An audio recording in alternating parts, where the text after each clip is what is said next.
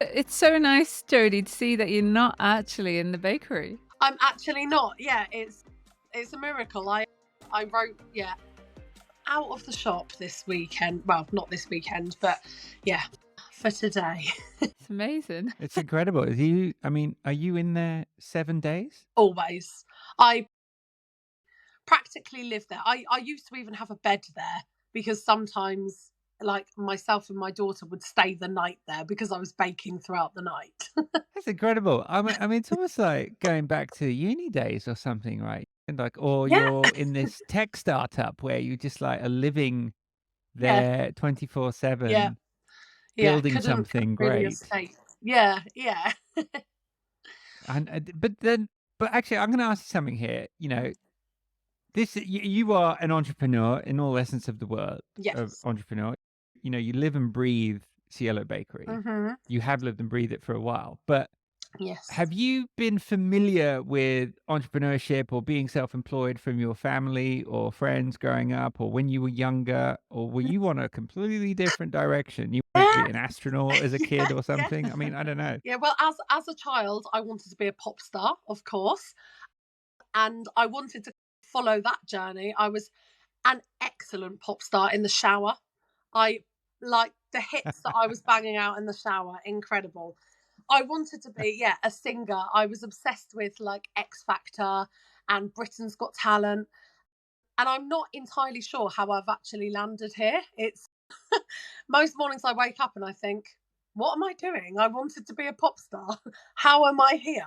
There's still time, Yeah, Jodie. exactly, exactly.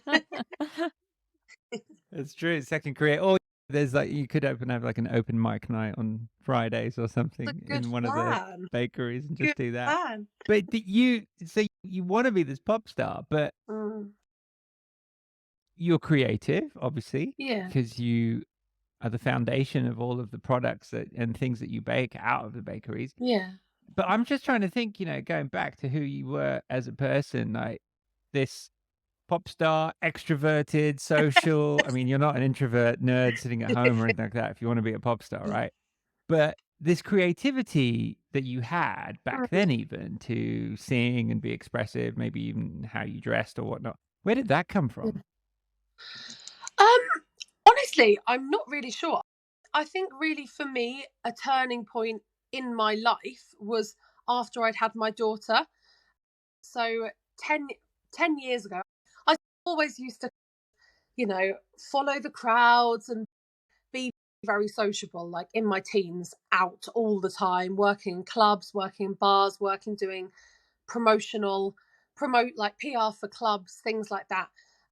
And then, yeah, I feel like a turning point for me was having my daughter.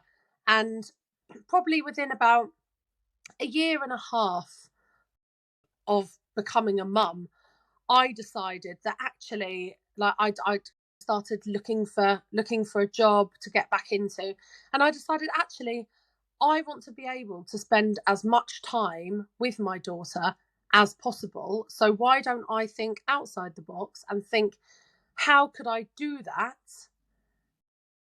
Yeah, but basically, how can I? I'm a single parent, so I have no one else to support me in that aspect. So I just wanted to, yeah, be the best mum that I could possibly be at the same time as making a living. And I, for my baby shower, in fact, I made some lemon cupcakes. I'd never really done baking before that. I'd made some lemon cupcakes, and everybody that had come along to my baby shower had said, "Wow, these are incredible." And it started kind of from there. I was thinking of ways that I could possibly make money and like set up some kind of business alongside being a mum. And yeah, I just decided, you know what, I'm going to try some baking. And yeah, it came from that. I mean, it's a real struggle when you are a single parent because you're having to fill many hats already, but then Yeah, also there's a childcare around that. So even if you are going out to work or you're working, I mean, previously you were doing the bars and yeah, nights promotional work, that is very unsociable hours, yeah, and that would be taking you away from your daughter, and then you'd also have to think about, well, who can cover her? yeah, There's so many things to think about, And probably when you found making cakes, you're like, well, I can do this from home and I can still Yeah. do childcare. I can drop her off at nursery or later when Yeah. she goes to school and pick her up. I can build a life around this and Mhm. make an income, and she can watch mummy work really hard. Exactly, exactly. I think it's so important for children to have role models that are their parents, and watching their parents go through struggles, go through hurdles, go through challenges, and face them all head on, but come out the other side still smiling and still having that sense of achievement. And I've overcome that, and you can also overcome that in your life. Any hurdle that comes your way, you've watched me do it. So I know that you are now strong enough and brave enough to do that for yourself. It's really cool. I mean, have you grown up in Brighton? I have, yes. So you know the scene there. Yeah. I don't know Brighton too well, but Yeah. Rach and I have been down there Yeah. fairly recently, about a year Okay. ago, Yeah. and we just found a very relaxed, chill Hmm. vibe, Vibe. It's a very Yeah. creative. creative. Very. People walking around barefoot in the Oh, summer because yes. you're near the beach, and Yeah. scooters with music blaring as you Yeah. just in quiet streets, but Yeah. no one cares. Yeah. And I find that it does seem to have that sort of not just creative, but just also that, yeah, I'm not going to go do the big city thing. Yeah. London's only half an hour away, Yeah. whatever. I'm not going to go there and do that thing. I'm just going to create my own little path. Yeah. And we just felt this energy around there in the from whether it was the co-working spaces that were Yeah. there, whether it was these little shops all down these little streets, Mm. bakeries or what have you, places just to go eat or sit outside and have a coffee.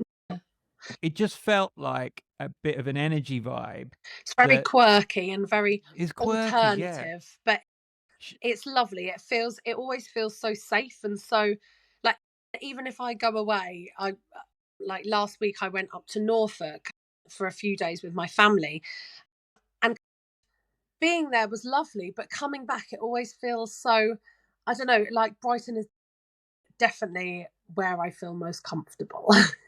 Mm. It's and I mention that because I think that's so that lends to so much to the success of what you're doing, Mm, because I feel like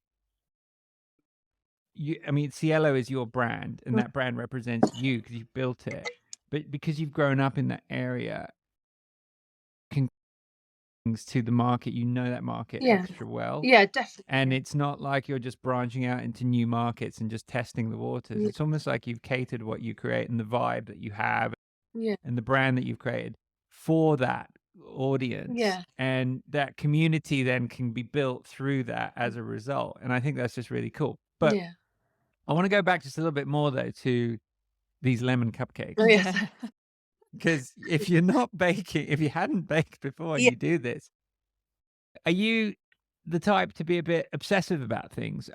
Rachel asked this about a lot of guests, and I always wonder about this when she, because I'm not necessarily that obsessive type, but I'm just curious when you pick up something, you Yeah, just throw 150% into it. yeah, absolutely. Yeah, I become obsessed with everything we do. Like, we've just started, well, not just, but about 6 months ago, started doing like the deep dish cookies, but I've called them dookies.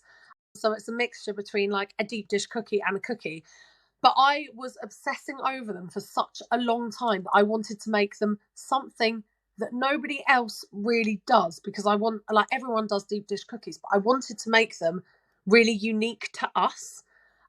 And honestly, I would dream about these things, and I would wake up in the morning and quickly jot down my ideas that I'd had while I was asleep. I was completely obsessed, to the point where now we just bring out different cookies every single week with different flavors, new flavors, just flavors that we just all are really passionate about creating. It's really nice. But yeah, I feel like my whole team as well are as obsessed as I am about creating new products and making the shop and what we sell and what we do as exciting as possible for kind of our audience. Well, it's very infectious when you're around someone who is quite obsessive and who is, I mean, you're a role model. You're modeling like what it takes to bring out something that will be successful, it means it can't just be like that one time Yeah. recipe that you put together. It's Yeah. actually the care, the thought process, the testing process, Mhm. and reiteration. And a lot of people would just go, yeah, that's fine. Let's just get it out. Yeah. Let's not waste any more Yeah. ingredients. But actually, the search for doing something and creating something that's absolutely perfect in your mind, Mm. then the staff that you have in your team will pick up on that obsession for Yeah. perfection, Yeah. right? Yeah, yeah, exactly. Yeah, I think it's So yeah. hang on, walk us through this though. So start doing the baking from home, Yes. right? When you did the after your baby shower, Yes. but you're take us back to those days. What year are we talking, and how difficult or easy was, and what was the process there? I'd say nothing has been easy at all. None of the journey has been easy. It has been a struggle, constant challenges, hurdles, massive like blocks in my path. But yeah, it's overcoming everything that gets put in your way that I feel makes you become good at what you're doing. Because if you didn't have the challenges, it would just be it would be far too easy, to be honest. But yeah, back in the day, so it would have been 2011, would have been my baby shower. Yeah, made these lemon cupcakes, and all of my friends just kept saying afterwards, "Oh, I could really do with one of those lemon cupcakes." And to be honest, I didn't even think really anything of it at the time. And my friends would then start asking, "Could you make me a birthday cake?" I think that's how most bakers start out. "Could you make me a birthday cake?" And I was like, "Yeah, sure." And honestly, the cakes that I was giving them for their birthday, horrendous, absolutely awful. They look like they've been dropped before I've given them to them. They look terrible. I have a But few of them. yeah, they were always appreciative and they always enjoyed them. So that yeah, that's all that matters. But they definitely looked very homemade. And then from there, I used to like bake in the kitchen just at my house, eat a lot of them, as you do when you're at home, just eat, test out flavors. And then I started doing like events, markets. There was a local event close to my house that did like it sold secondhand baby clothes and they needed somebody to sell cakes in their cafe. So I used to do that every other weekend. And then it moved on to me wanting to do a little bit more than that. So I started just selling cupcakes. That was it, nothing else. At markets, like events, like little kind of pop ups places have. Nothing big, just kind of village pop ups. So I started doing that and I realized I really enjoyed that. Before I'd had my daughter, I was kind of sociable if I was out with friends, but me as a person, I was quite shy unless I was with a group of people, it always felt like. But when I started doing the events, I started getting more of a passion for being able to talk to people and meeting new people. And it became something that I craved to do. And I wanted more and more. So, yeah, a couple of years into doing events, once a month, every other weekend, that kind of thing. It wasn't too often. I did a degree in hospitality and events management. So by this point, my daughter was about 2.5. So I didn't have a car at the time either. So I used to cycle about 2 miles with her on the back of my bike, drop her at nursery, cycle Oh about a my goodness. mile to get to uni. Yeah, go to uni. And I literally absorbed everything. Like I wanted to learn how to market, how to manage. I wanted to learn how to put on an event. I wanted to learn everything about the hospitality industry. And at that point in time, I really wanted to become an events organizer, like putting on events. That's what I really felt like I wanted to do.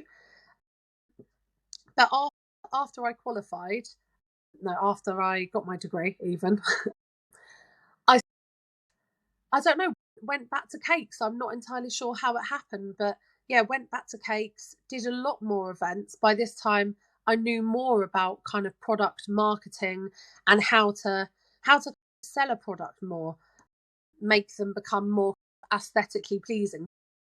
people obviously eat with their eyes. So they see a product and they want it because it looks gorgeous, not because obviously they want it to taste gorgeous, but nobody's going to know that a product tastes gorgeous if it looks like just disgusting, really. So yeah, I learned a lot about that. I did a lot more markets, a lot more events. By this point, I was probably doing them weekly. And then it became something that actually I wanted a base for. People would be messaging me asking for birthday cakes, and I just didn't have the capacity to do it all at home. The events, I had one oven, and I was terrified of using stand mixers. I don't know why, but I used to do it all by hand. So Oh at my the goodness. weekends, I'd have about 400 cupcakes that I'd need to do for an event, and I'd do it all by hand. I'd just be standing there mixing the batter, mixing the icing, and it wasn't really ideal. My arm was getting terrible cramp.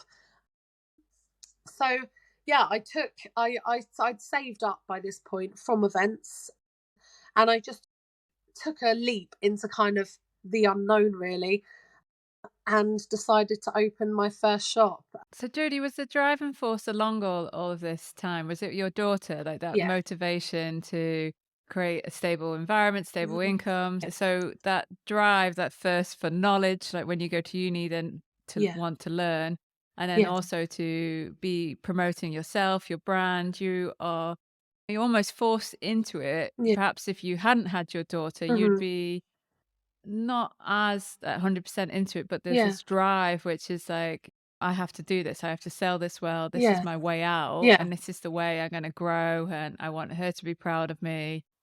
I can see like your daughter like completely that pull just all along through that. Yeah. But what I'm really curious to hear about is the prep that goes into these markets. I've done a few farmers Yeah. markets in the past, and it is exhausting. Like just getting everything ready prior to the event. Half used to take the kids out, so we got 2 kids.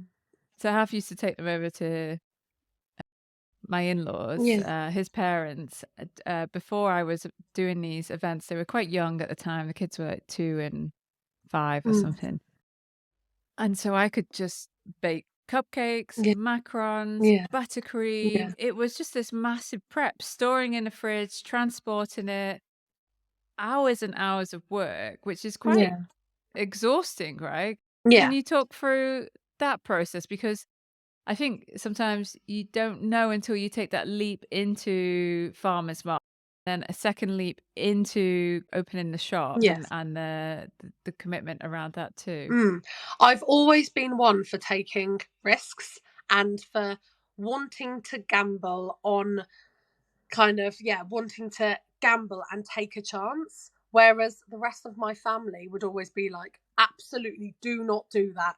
And I remember I'd said to my mum, I'm thinking about opening a shop. And she said, do not do that. That is a bad idea. You are risking everything. And I said, okay, well, I'm going to have a think about that for a few days then. And I thought on it for 2 days. And then I just went into the estate agents and I signed the lease, and I just sent her a picture and I've gone, so mum, I did something today. And she was furious with me. So angry with me. But yeah, I've always wanted to. I think it's the same thing with events, farmers markets, that kind of thing. You are taking a massive gamble. Every single event that you sign up to, unless you've done the event before, you never know how many people are going to turn up. You never know how much stock to bake, how many staff to bring along with you. So you're potentially losing hundreds and hundreds of pounds every single event that you do. Yeah, I mean, the prep, as you've just said, the prep that goes into it's huge. I will often, so we usually start prep around a day or two. So the events are usually Saturday and Sunday. So we usually start prep like Thursday evening, getting things ready, like measuring out our ingredients, getting everything ready to go first thing on Friday morning. And then Friday morning, you make all your products and chop them all, decorate them all, package them all.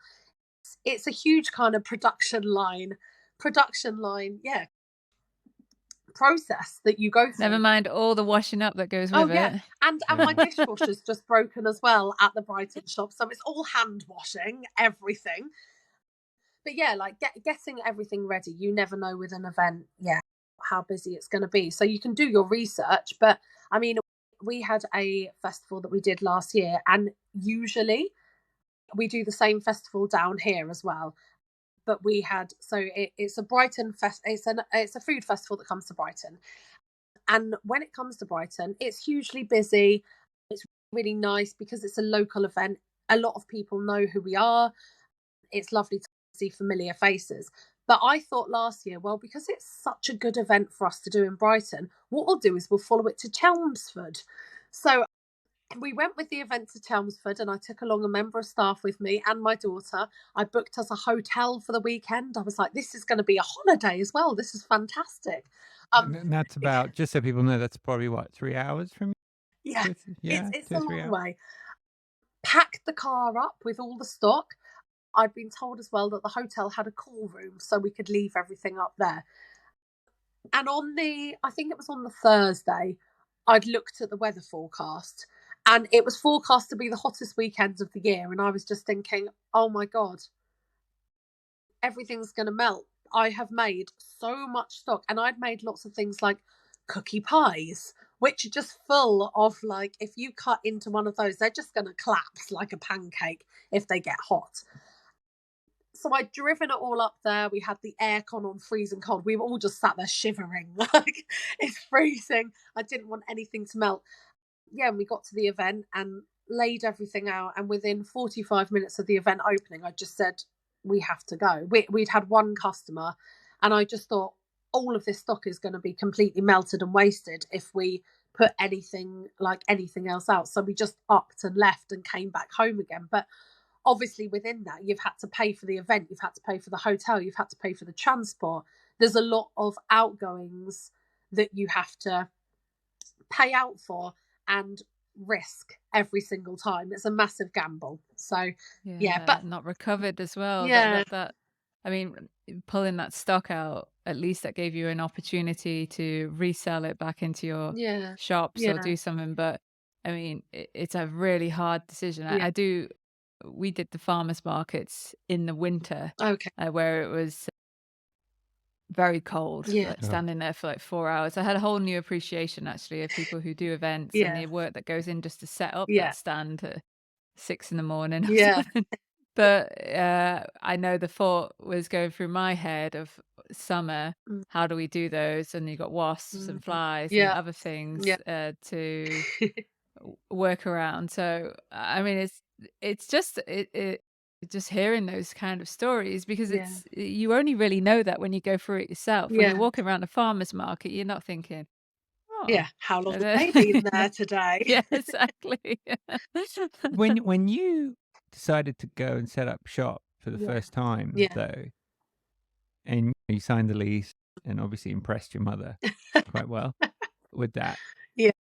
What do you say? Obviously, there's a lot of naivety in that. Because you just go and you do it, and you don't really know what's ahead of you. So what were your challenges when you first got into that situation and realized, like, okay, I've got this lease, now what? Did you have anyone helping you at this point? Did you have a mentor? Did you have staff? Did you have a whole new? I went in completely blind. I thought to myself, because throughout my adult life, since I've had my daughter, I've done everything for myself. I've always been like the pillar of strength, and don't worry, I'll do it. Like if anyone offers to help me with anything, I'm like, oh, don't worry, I'll do it. Like I don't need anyone else's help. I've managed to raise my child by myself. I can do anything. I'm invincible.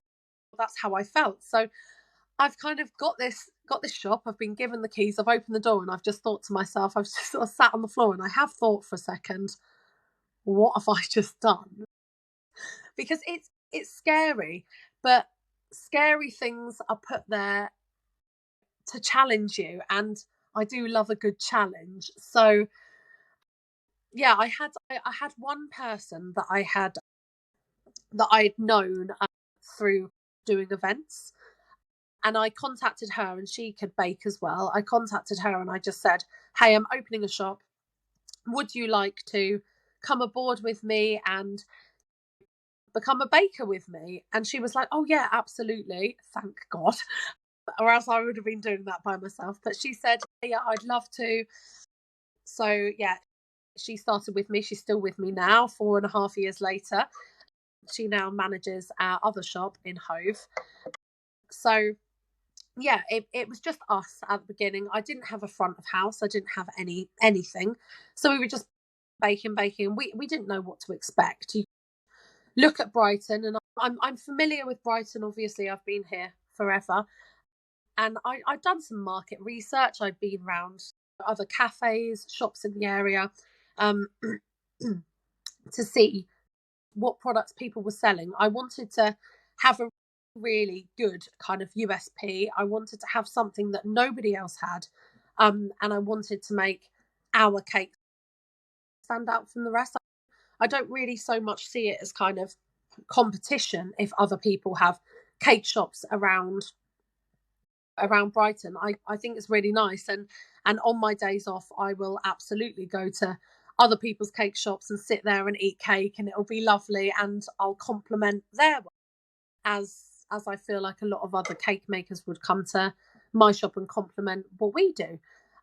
But I knew that from living in Brighton, we have a lot of vegans, and we also have a lot of a lot of people who are intolerant to gluten.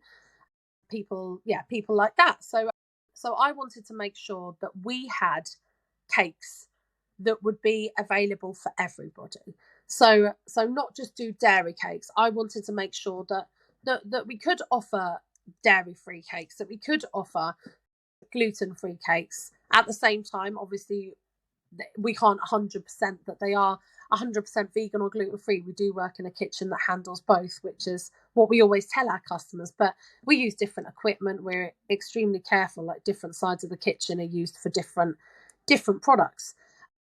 And I think because we do make so many kind of vegan products as well, not just one or two vegan products, we have our entire counter. Our bottom of our counter is full of vegan cupcakes. We've got vegan deep dish cookies. We've got vegan brownies. Anything that we do dairy, we also do vegan.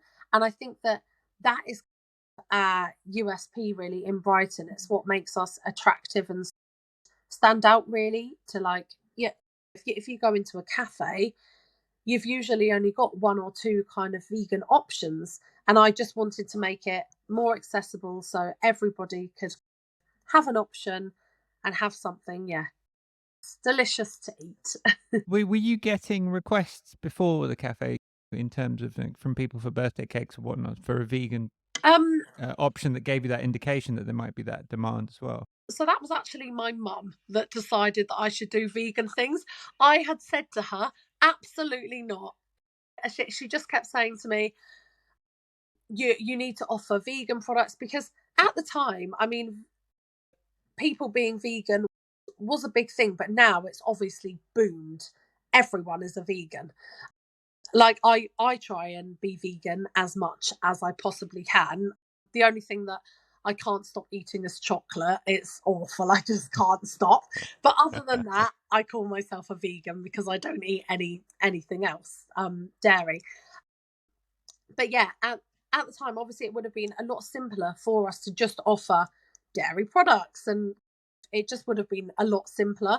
And I think that a lot of bakeries that I know of do just offer dairy products because it is simpler, it is more money effective to just offer a few different dairy items. But I sort of overcomplicated it for myself. Yeah, my mum and a lot of her friends at the time when I first opened the shop were vegan. And she just kept saying to me, you have to offer vegan products. And I was like, oh, do I have to? So we just started by offering 2 vegan products, but within a few weeks we realized how extremely popular they were, and you'd get people coming in asking for, could you do this in vegan? Could you make this product that you're doing in vegan? So from then it's just grown and grown. Even on Veganuary in last January, we contemplated just having the whole shop completely vegan for the whole month, because in Brighton there are so many people that are vegan and they come to us for their vegan cakes.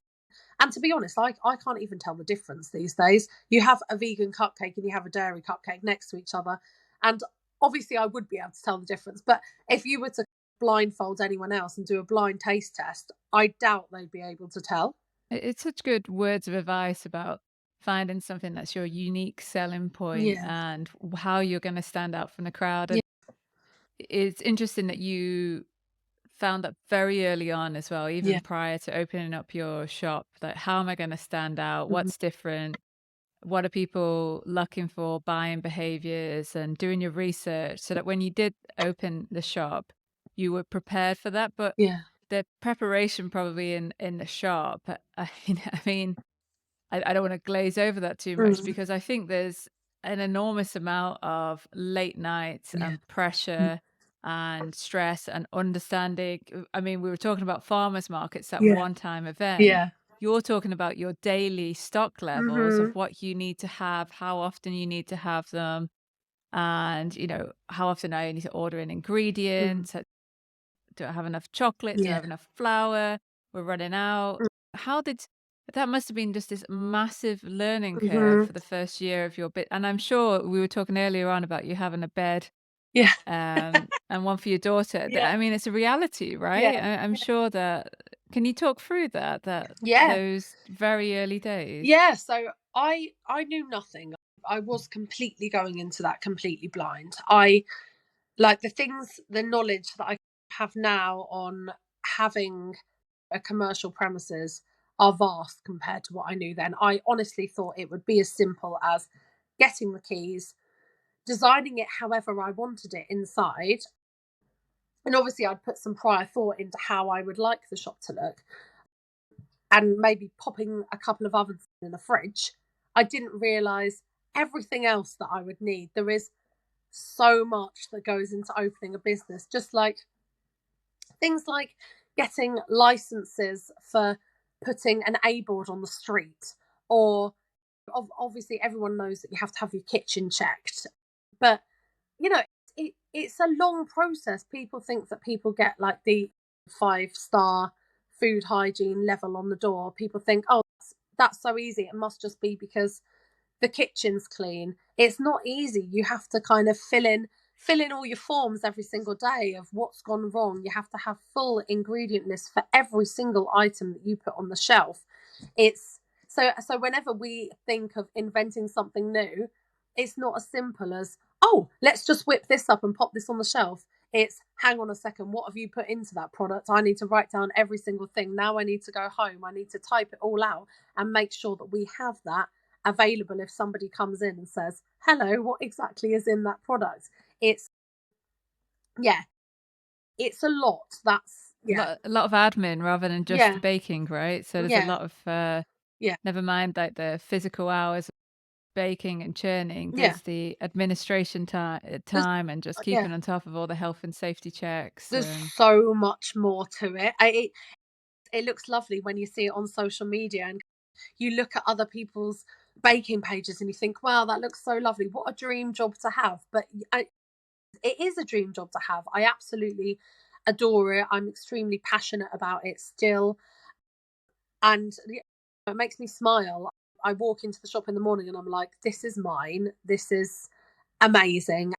And I constantly want to push that. I constantly want to push what else I can do to grow the business and to make it bigger and better, not only for me, but for my customers, for my staff, for everyone around, really. I just want it to be somewhere where people come, they eat a cake and they're happy and they're content and they have really enjoyed what they've eaten.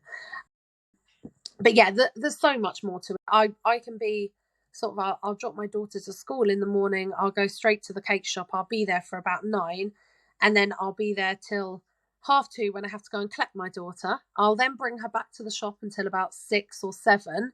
I then come home, give her dinner, pop her to bed, and then I'm up for probably another 4 or 5 hours in the evening, doing the admin tasks, like taking orders, answering emails, ordering in stock.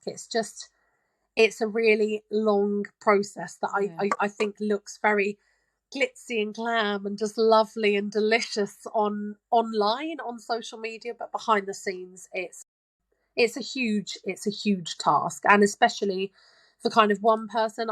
I've been feeling it more over the past few years since I've had two shops. For one person to take on alone, it's a massive task. Sometimes I sit there and I'm like, why did I do this by myself? Why didn't I bring on a business partner or somebody that had kind of knowledge or could take on a bit of that stress for me? I'm in a bit more of the responsibility, but it's fine. You didn't know that at the time, Yeah, right? yeah. How long did you open before lockdown? But so we opened in, I think it was about 2 years before. No, a year and a half. I was open before lockdown. Okay. Mm. And how are you dealing with the stress of it all yourself? I mean, you push it aside in that British way and just say, I'm fine, I'll be okay, I'm just going to keep going? Or With lockdown? no, or just before even Oh, the lockdown, just like the whole setup of that yeah, first year of the business, because that's when you're learning yeah. everything and the madness of it all. I quite liked it in the first year and a half before lockdown. I was enjoying it. I was taking it all in my stride. I think because I was fresh out of university where I had some, to a certain extent, knowledge. But then obviously, like in business, you do meet people that can teach you things along the way. Like I met other kind of shop owners that are on my road who I like even things like I didn't have a window cleaner. So I was like, I don't want to stand out there every week and clean the windows. I can't even reach them. So I'd just go and quickly run down to a shop down the road and be like, help, I need a window cleaner. Things like that. Or so, yeah, the people that take out the bins. I had no idea that you needed to have someone to take out the bins. For the first kind of 2 weeks, I was just popping them in the back of my car and taking them home and putting them in my own bin, thinking that's the way that people do that. But like if I was to do that now, at the beginning we probably had about 2 bin bags every day. Now we have about 10 bin bags a day. I'd never be able to get away with popping them in my home bin. But yeah, there's a lot that you do learn in the first year and a half. A lot that I learned in the first year and a half. And with a business, you're constantly learning because there were constantly obstacles. Constantly. Like I've had in fact, on the day of opening the Brighton shop for the first time ever, the roof started leaking. So it was about 5 minutes before we were due to open the doors, and I'd like done as much advertising as possible. I told all my friends to come down. There was a little queue outside. I was so excited. And then the roof started leaking. And I was like, how has this decided to happen 5 minutes? I've had this premises for 2 months and nothing has gone wrong. But upstairs, there's a flat above the Brighton shop, and their bath was leaking and just leaking straight through the ceiling. But things like that, they're obstacles that are put there probably intentionally, just so I can just learn from that. So How do you deal with that at the time? Do you get annoyed with yourself? Do you then or do you just go, all right, just got to sort this out, yeah, just got to move on, get past it, not going to think yeah, about it? I mean, it's just handling this. It's the yeah, unexpected that happens like 5 minutes before you open your shop. yeah, But there's also the enormous amount of pressure and stress of not being able to complete all the tasks that you need to yeah, get done in a day. And I'm sure now it's you, although you manage it in both shops, yeah, you're probably far more efficient with your processes and how you do yeah, things day to day, and you know what to watch for. But yeah, those early 12 months, it's you get I would get really frustrated. I'd be like, I've not got yeah, enough hours in a day, and yeah, I've got to get back in and yeah, bake in, but I haven't got this done in time. yeah, yeah. It is frustrating. Like I think when the crack appeared in the ceiling and the water started coming through from the bath upstairs, I just stood there and I was just crying, and I was like, Yeah. why is this happening to Jodie. But then I just ran upstairs to the neighbours and I was like, help, your bath is leaking into my shop. And just stood there with a bucket, just waiting for the water for about half an hour to pop into the bucket. And everyone was going, Jodie, you need to be out the front serving people. And I was like, well, I can't be. I have to stand here with a bucket catching the water. But they're the jobs that you do get left doing. I love that you go through all this and then you just sign yourself up for more pressure by opening up a second bakery. Yes. So, but if you were to compare the process of the second one versus the first one, how dramatically different was that? Hove, just so everyone knows who's listening, is just not too far down the road from Brighton. Yeah. So it's not like you're geographically far away from this other bakery, but how different was that process and what was the decision that made you think I need to expand? So the decision that made me think that I needed to expand was during lockdown. We were super busy. It was just me working as well. So I was having to, like, during lockdown, everyone was at home and everyone was bored and everyone was eating, really. And I caught on to that within about 2 days. So I'd taken kind of 2 days off and I'd sat at home and I thought, what am I going to do to keep my business alive? Because if I just close this right now, it's not going to last the whole of lockdown. So I thought, well, I need to figure out a way right now to be able to keep this going. So me and my daughter, we sat there for 2 days at home and I was like, I can't do this. I'm literally like twiddling my thumbs. I can't sit here and watch, I don't know, the Teletubbies for the next 6 months to a year. I can't do that. I need to do something. So I got in my car and everyone was saying essential, only go out for essentials, only do the essential things. But places that were food places and takeaways, technically I was classed as a takeaway because I have no indoor seating. And I contacted the council and I just said, am I able to keep going? Like, is this something I'm allowed to do because I'm a takeaway? And they said yes. So arrived at the shop and straight away I was like, wow, this is great. I'm able to work. And I think during lockdown, a lot of people were craving that sense of wanting to. I know a lot of people were working from home, but I don't think I would have been able to. I'm such kind of a doer. I have to be like doing things like with my hands and not I don't know. I just don't think that I would have been able to sit at home and work from home. I think it would have driven me mad, especially with a child running around as well. Not easy. So I was just really busy. We were on Uber Eats. Like, items were going out on Uber Eats. I decided to do once a week, I would do a local delivery. So I'd offer all around the area within kind of a 10-mile radius. I'd offer local delivery. It got to a point where I was having to cap that at 100 deliveries a week because more and more people were just saying, can you deliver to me? And I was like, I can't physically do that by myself. So I had to cap that at 100 deliveries a week, it was huge for me. I was like, how are all these people ordering from me? Was all your staff on furlough at this point then? Yes. So they were all on furlough. So I had 2 friends that I had to ask to help me deliver the items. So it was actually quite funny. We'd all rock up outside the shop 2 meters apart. We'd park our cars like all the way down the road. And then we'd all have our masks on and I'd walk out with a load of orders.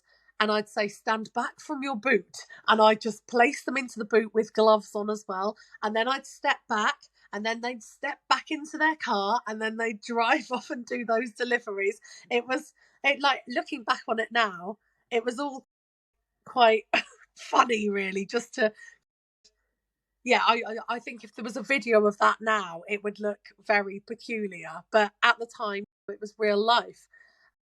So the whole reason why I thought of getting the Hove shop was because during lockdown, a lot of my deliveries, I was basing it off where would I get a second shop, and half of my deliveries would be to the Hove area. whereas like some would be to Brighton, Lancing, Worthing, cities a little bit further out, but around half of them were to Hove. So I thought, well, there must be quite a few people in Hove that want our cakes. So it was after lockdown. So I'd already had the idea of Hove in my mind, and then it was after lockdown that I just thought we like more and more people were coming to the shop. We were getting busier and busier with wholesale clients, with customer orders, celebration cakes, wedding cakes, that sort of thing. And I just thought we need more space. Our kitchen at the Brighton shop is tiny. And we just needed some way to expand. So I just thought, well, I'll get a new premises with a bigger kitchen, and then we can kind of get more out of the kitchen, really. The process and setting that up, the Hove shop, after going through lockdown and after setting up the Brighton shop, it felt quite a lot easier than when I'd set Brighton up. It felt like I knew what I was doing. It's quite clever to do it that way. Obviously, use a second bakery with a larger kitchen to then offload some of the. It's not that far. Mm-hmm. You can still send a truck back and forth and top up when you need to and such too. But is the clientele different over there in Hove versus Brighton? Or similar? I think our Brighton shop is definitely busier because we get a lot of footfall. We're quite close to the Brighton station. We're sort of parked in the middle of town, really. So there's a lot of people just walking past all the time. So our Brighton shop is definitely busier. Our Hove shop, our clients are more family based. It's in the middle of about 3 different schools. So we get a lot of families and a lot of families that are coming in to buy themselves like desserts for after dinner. Whereas in the Brighton shop, we just get a lot of people just walking going, hello, can I get one brownie? And then they go on their way, and that's just to eat at work. But in Hove, it's definitely, You probably do a lot more birthday cakes over there as well, right? Yes. Lots of birthday cakes. I wanted the Hove shop to really just be, because it's a bigger kitchen, I wanted it to just be really for our wholesale, like lots of wholesale, and to make like a lot more stock for markets and things like that. Whereas Brighton does a lot of kind of the wedding cakes, and lots of celebration cakes as well. So that I'm sure we'll have quite a few listeners out there who might be on the fence of that point where they're thinking about setting up a shop. And you've been talking about wholesale. But just for the sake of clarification, can you just explain that a bit more in terms of what you categorize as a wholesale business within your bakery, just so that our listeners understand? Absolutely. In Brighton, it is full of coffee shops. Every other shop is a coffee shop. So what we did was, a few years ago, we approached a few coffee shops. We walked around the streets of Brighton with wholesale price lists. So our prices for wholesale, the prices of our products that we sell on to different like coffee shops are cheaper than the prices in our shops. So people will buy in bulk from us. So I don't know, a customer might order like 8 different like banana chocolate loaves or something, and then 10 trays of brownies for their coffee shop. So we have quite a few lovely little wholesale clients that order weekly from us, and then we just deliver them their goodies, and then they can sell them on for however much they want to sell them on for. And was that something that you thought from the outset was something that you were going to do, or did that come later once your brand was a bit more established and people knew who you were, and then you could go to other people and say, hey, look, we're Cielo. We can, you're welcome to buy our stuff here so you can sell it on your counter? I think it's something that definitely came later. I hadn't even really thought about it at the beginning because I was just so busy trying to get myself grounded and trying to learn about running a business. I hadn't thought, well, it would be a possibility to make our products and sell them to other places. And to be honest, I think it's that kind of feeling of a bit of self-doubt as well, thinking, well, nobody would want to buy my products to sell them on. Surely not. Surely they buy off someone else. And once you've then gained that confidence to realize actually my products are good enough to sell in other places.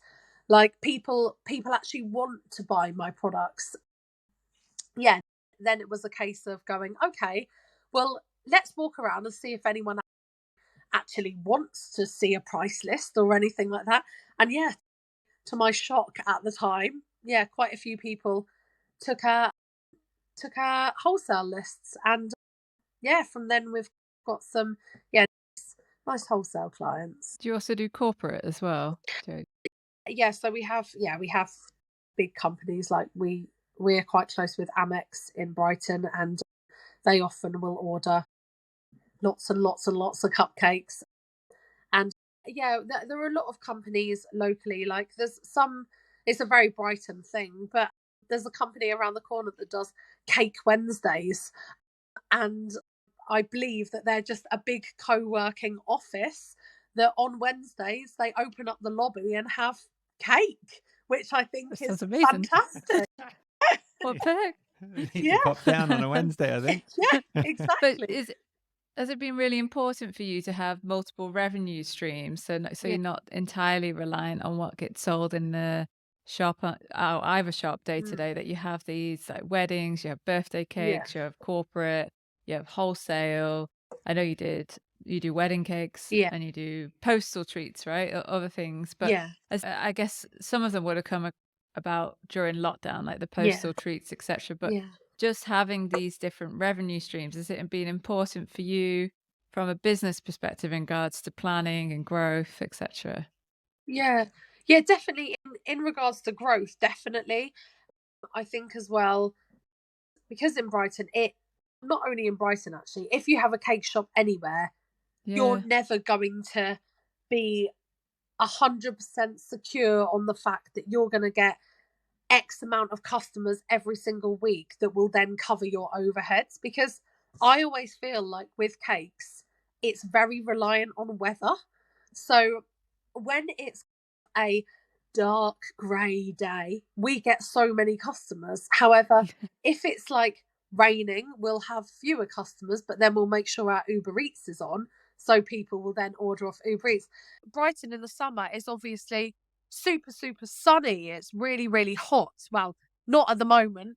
It should be. Apparently the summer hasn't actually arrived. But yeah, usually Brighton in the summer, people would just come straight down from the train station and straight to the beach and kind of bypass us entirely because they just want to be out in the sunshine, out in the weather, and no one really wants a cake in the summer. So yeah, it's very well, I always want a cake personally, but some people just want to go down to the beach and have an ice cream. So yeah, to have other revenues of income like the wholesale, yeah, is really important. Now, tell us though, another aspect of this that you would have known nothing about and just walked into blindly is Mm. the subject of staff Yes. and hiring, finding people that fit Yeah. your brand, who are going to take on that sort of personal ownership that you have on your company. It's your baby. Yeah. Finding people to just treat it with that same sort of care and love. Mm. Did you find that easier because of the nature of what Brighton's like? Did you find it harder? Well, how has the experience been so far? Um, a bit of both, really. For me, it was extremely difficult at the beginning because I had no idea about the protocol of hiring staff. So at the beginning, it was just me and Maisie, the other baker. And I just had my sister out on the front for kind of, she'd come and work a couple of days a week out on the counter. But I realised after a while I'd actually need someone to be front of house permanently. And yeah, finding somebody, it was a real learning curve for me because I had no idea how I would possibly advertise for somebody. Like, what questions do you even ask? I just remember most of my interviews, they're completely, and it's not really an interview. It's very informal. What I like to do is I like to have somebody just come in. I don't sit down with them or anything. We just literally hover in the front of the shop, and I just like to ask some questions. For me, it's not a case of, a lot of people will send in their CV. It's not a case of me looking over their experience because really in life, everything can be learned. It's not a case of me knowing what their background is like or how old they are, anything like that.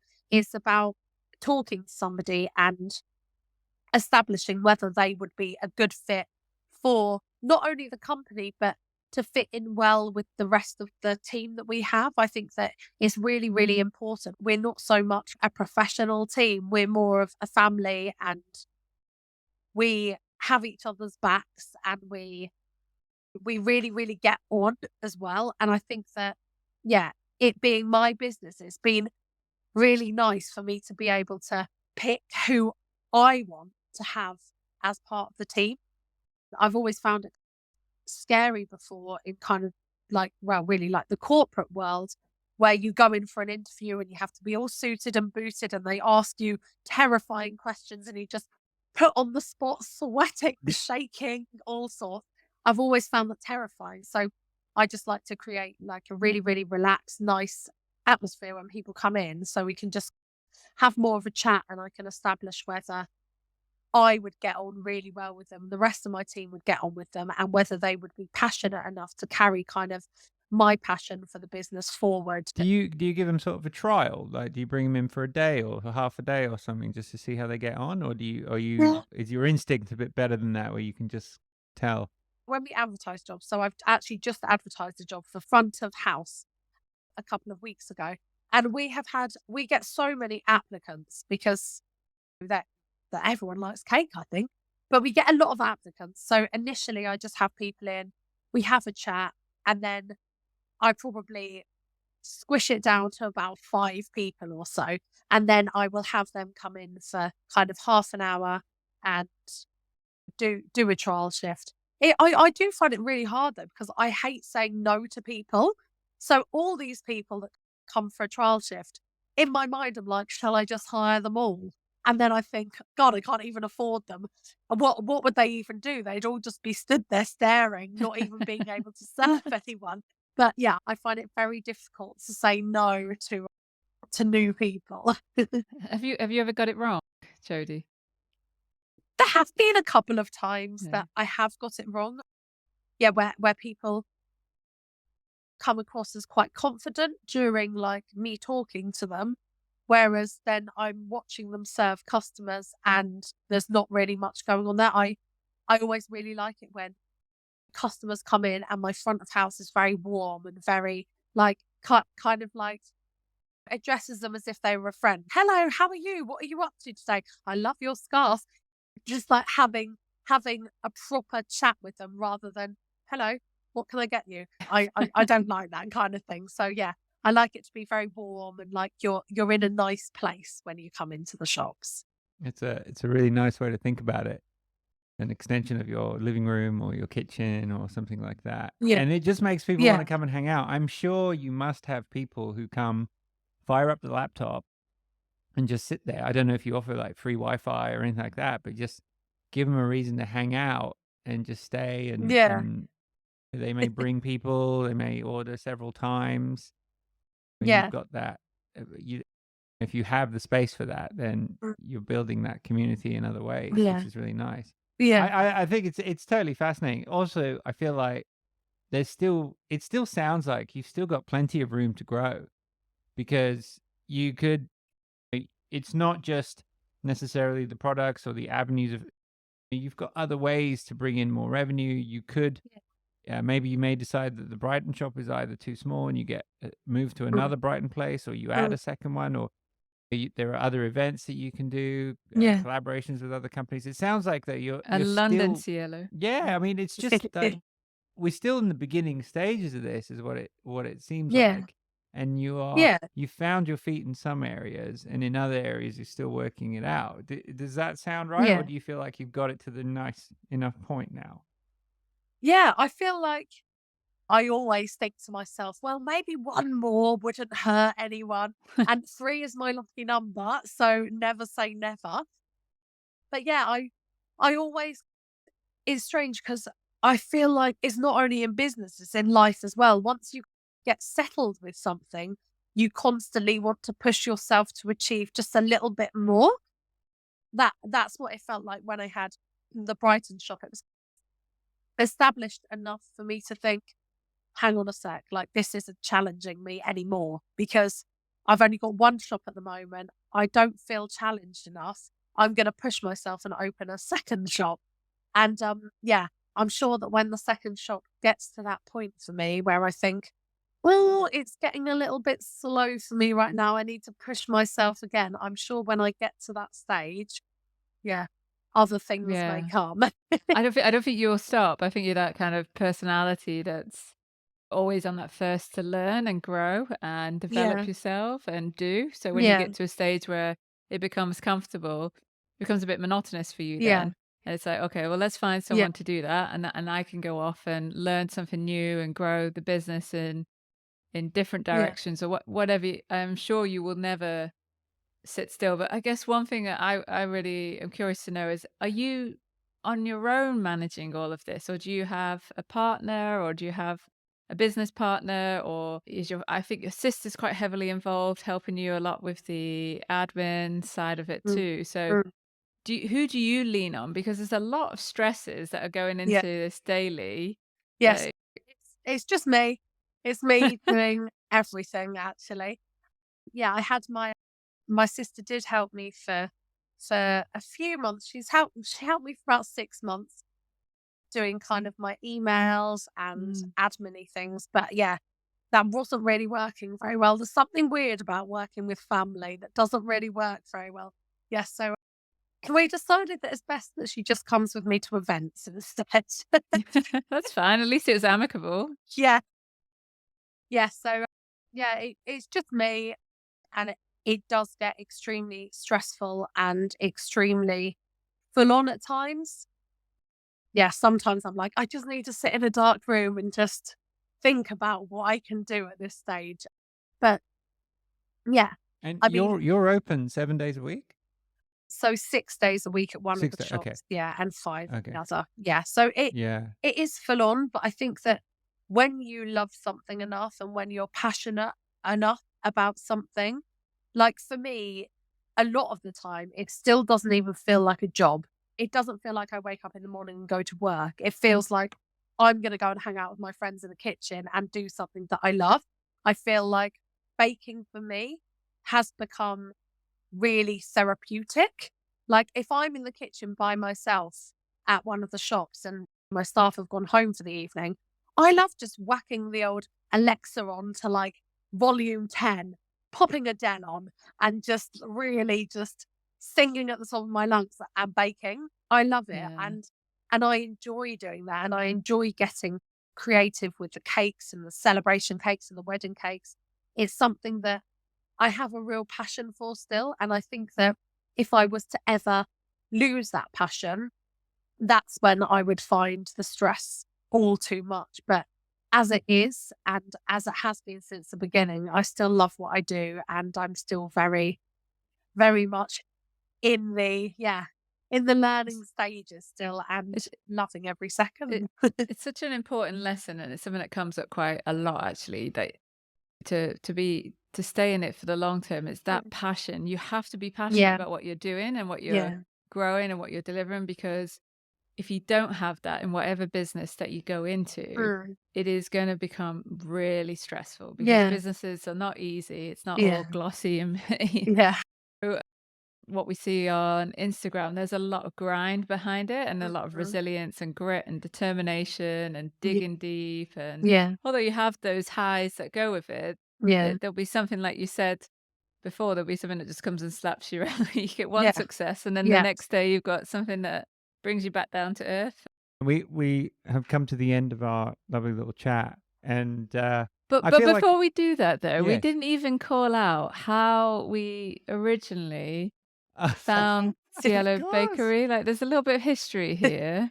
Totally forgot about that. You wanted Would you like to share the story, Rach? Yeah, well, I'll go into my side of it. Yeah, So we found Jodie really early on into the Allbird journey. I think we were a few months into yeah. launching our business. Yes. And it was one of those moments where half and I are just, what are we doing? And then a friend pings me and said, I've just seen an Overbox going to Fern Cotton. She's put it on her Instagram, and I was like, "No." And so, obviously, I'm a big fangirl of Fern Cotton as well, so I went on, and I was like, "Oh, wow." And that's how we found that you had bought from us, very, very early on in Yeah. the early days, and it just has a special place in my heart. You have a special place in my heart. Your Oh. bakery has a special place. You definitely remember those early That was so funny that time. yeah, that it seemed like a win for us at the time, Yeah. and you Oh. might not have known it at the time, but it was just Oh. it was such a nice thing that I was like, "Oh, you've always been top of mind." I was like, "Oh, I'm always never gonna forget your bakery and you Oh, for that thank story." you. Yeah, it was very cool. It was such a hilarious moment where it's like, "What do you mean? The same thing, the one you listened to her podcast? That Yeah, I Fern love Cotton and Fern. what?" Oh, I just remember at the very beginning as well. It was literally at the very beginning of your journey, and it was quite early on in mine as well. And I don't even know how, but I'd come across your page, and I was like, oh my god, these boxes are extraordinary. Because nobody did tall boxes whatsoever, but you did like taller than tall with a lid that actually fits on the top, and I was like, nobody does these. These people are going to be big. And now look at you. Oh, Oh, it's very kind of you to say. It's hilarious. It's amazing to see how things come around. But I really thank you for the time. For those of you listening, we are talking to Jodie at home, which is something that she's rarely at Yeah. because she's Yeah. normally always at the bakery. We wrap up with a lovely little quick fire question round. You can say the first thing that comes to mind. You can explain it. You don't have to. It doesn't matter. I'm going first. Tell us your preference: American buttercream, Swiss meringue buttercream, ganache, or fondant. Oh god, that's so hard. I really like ganache. I'd go for ganache. Right. Yeah. Okay. Excellent. Excellent. one aspect of baking you won't compromise on. Good ingredients, free range eggs, good butter. I feel like that's very important. Butter's so good, Good right? butter. Excellent. Do you have a baking book from your bookshelf you'd like to share? Um, you know what? This is awful, but I don't actually even have any baking books. The one that I have was something that my grandma wrote. Like she wrote things on, and it looks like it's from the war, if I'm honest. And that's all I even own.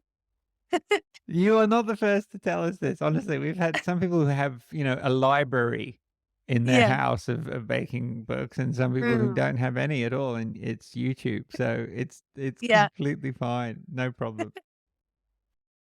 Who would you want to make your next birthday cake, Jodie? Oh god, that's such a hard one. Can I pick a celebrity? You can make whoever you Anyone you want. want. Oh, Doesn't matter. can I pick someone that doesn't even bake at all? Well, that'd be a That's first. the first, actually. Why We not? haven't had that. Normally, we pick somebody who at least can put Well, together a cake. But oh, oh, right, okay. if you Well, want to have yeah, both, you could choose a celebrity who can't bake and then someone who can. okay, okay. I'll have Brad Pitt, and he can deliver the cake, and he can come with the cake. Okay, I'm not fantastic. sure if he can bake or not. And That's brilliant. for my Cutter and Squidge, they're Okay. in Yeah. London. Yes, Yeah, their cake's yes. always very delicious. Oh, yes, Catherine Squidge, of course. Forgot Mm, about them. yeah. Brilliant. There's so many great bakeries around So London as many, it's well, right? ridiculous. They're everywhere, and I'm constantly scrolling through Instagram, just dribbling, thinking, "Oh, that looks so good." I love that you still have that passion as well, that you Oh, still, yes. after being surrounded with it day in, day out, that's a real passion. Just to be able to, even on Yeah, your days off, go and immerse yourself in that kind of. I know for yeah, me, going to a place that does great dessert, mm, that is heaven for me. Though, yeah, where it's yeah, made in house and yeah. done like that. It is so cool. And you're so true on the bakery thing in London and just the concept of people going to a cafe just for desserts. Mm, yeah, 10 years ago, that just wasn't a thing, was it? yeah, But now it's quite okay to go to a dessert heavy yeah, cafe, sit down, eat, but probably just eat more on the dessert side, and then maybe Yeah. coffee or tea or drinks or whatever, and just have fun with that way. It's quite Yeah. a change. But anyway, listen, thank you so much. Really appreciate Thank it. you. We really enjoyed it, honestly, to give us your insight, the madness of it all, and just share some of the reality of being a bakery owner. Well, thank Yeah, you so thanks, much Jodie. for having me on. You're welcome. You're welcome. Take care. Bye.